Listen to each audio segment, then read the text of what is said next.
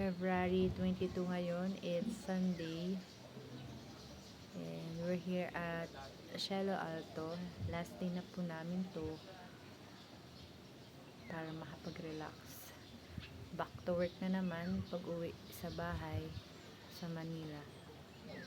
Oh, so tingnan natin ang view. Kasi next time, mga building na naman yung katapat ang makikita natin. Nakarelax lang yung tunog ng mga ibon sa yung tubig,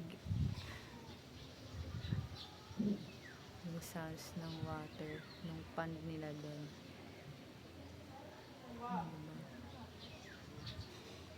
Masarap lang pagiling sa umaga, ganito yung makikita mo at nalidinig. Very relaxing. Tapos naghahabulan yung mga ibon, kanina pa yan.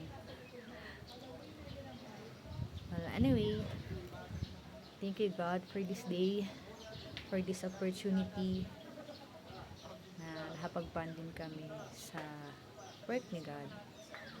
Sobrang ganda niya talaga. Sobrang mabibilib ka sa art na ginawa ni God. Sobrang perfect.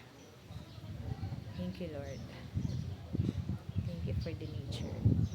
Thank you for bringing us here.